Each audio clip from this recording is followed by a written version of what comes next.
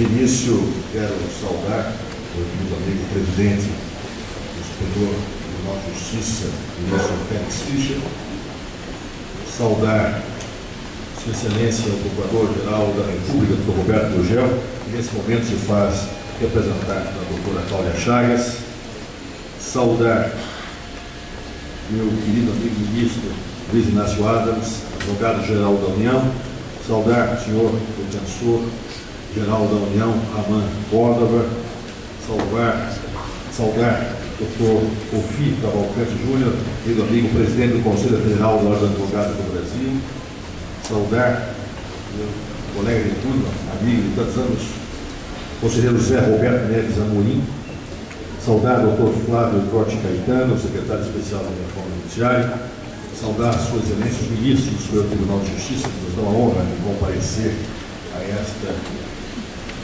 cerimônia, a ministra Helena Calmon, a ministra Sendrig, o ministro Marco Aurélio Cusi, saudar a procuradora Eunice Cardanido, saudar todas as demais pessoas aqui presentes, na pessoa da secretária de Justiça do Estado do Paraná, Maria Tereza Vili Gomes.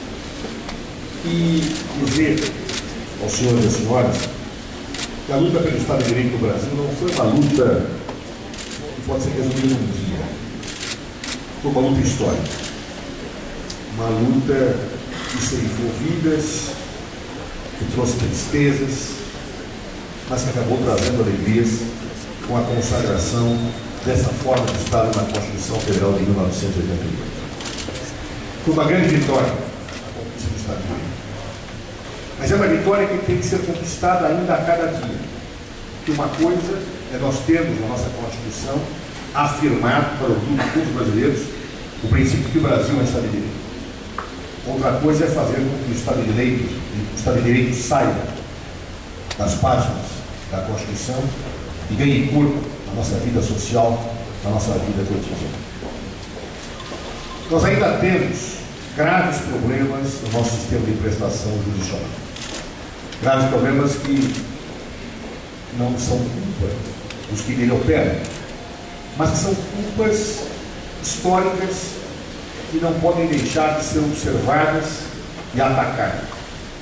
Uma delas foi bem sinalizada pelo secretário especial da Reforma Judiciária, Dr. Flávio Caetano. Nós temos uma tendência imensa à judicialização do litígio. É como se o Estado de Direito só pudesse ser garantido através de boas demandas. E isso, na verdade, materializa algo que nós não podemos ignorar, que é uma visão equivocada de como deve funcionar um sistema de prestação de justiça. E uma visão que tenha muito a ver com as raízes da nossa cultura, que tem a ver muito com aquilo que alguns justos filósofos e filósofos chamam de visão ideológica, deturpadora da realidade.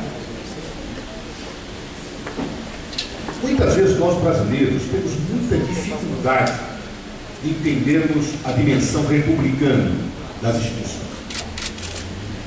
Muitas vezes, diante das realidades que se colocam, nós procuramos explicações fantasiosas, não verdadeiras, às vezes para explicar o porquê uma Constituição é cumprida ou porquê as leis são efetivadas.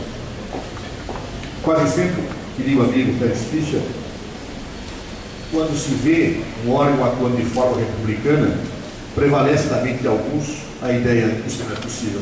Há uma conspiração por trás. É como se a visão republicana de mundo fosse conspiratória, como se ela fosse retórica, como se ela não existisse afirmada no texto da Constituição que todos nós temos que respeitar.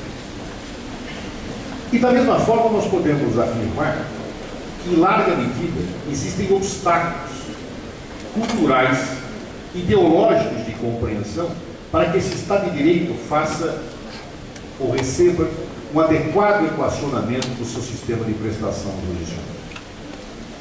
Os próprios operadores do direito, como bem salientou aqui já, têm dificuldade de entender que o Estado de Direito ele deve ter um litígio levado ao Poder Judiciário o elemento final de um processo que tem que evitar que esse conflito seja colocado desta maneira.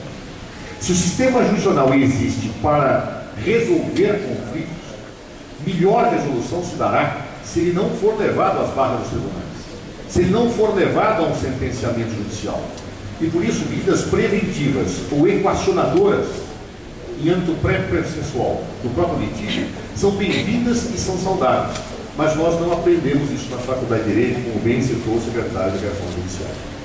Isso me lembra, inclusive, um ilustre pensador, jurista francês, Michel Miaille, que ao falar do desenvolvimento da ciência jurídica, falava dos obstáculos epistemológicos ao desenvolvimento dessa ciência.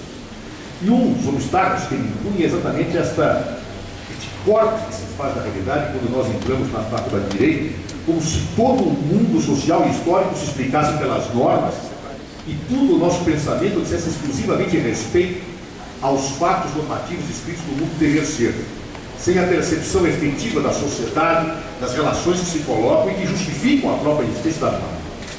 Ou seja, o corte epistemológico faz com que até hoje processualistas, e eu me lembro aqui, desembargador Fiel Rosa, das lições de Camelucci, de Teovenda, de Liebman, que debate o que é a lide. Se a lide começa no momento em que a pretensão é resistida, se a lide começa no momento em que a pretensão é deduzida, se a lide é pré-processual, isso é um conflito de interesse que se coloca antes do nascimento do processo, como se, na verdade, com a proposição da demanda que começasse aquilo que deve ser estudado pelo fenômeno, pelo cientista do direito, e não o que vem antes. O conflito de interesse ele existe, claro, antes do momento em que alguém deduz uma pretensão de juízo. E por que o jurista não deve estudar, não deve refletir, não deve trabalhar sobre os mecanismos que devem evitar esse momento em que o Estado é chamado a intervir para prestar a justiça? Portanto, romper com esta cultura dogmática, com esta cultura que faz ou leva em conta um corte epistemológico absoluto na análise do fenômeno jurídico, é algo que é um desafio para todos nós operadores. E um desafio que se coloca não só para os que vêm, mas para os que estão. Nós temos que olhar dentro de nós mesmos e verificar quantas vezes nós reproduzimos posturas atrasadas, ultrapassadas, dogmáticas, que não refletem a necessidade do Estado de Direito e da prestação jurisdicional efetiva do Estado Nacional. Ou seja, é necessário que nós olhemos dentro de nós mesmos, para que nós possamos verificar o quanto de rançoso ainda existe dentro daquilo que aprendemos ao longo da nossa existência. É, portanto, muito bem-vinda essa história.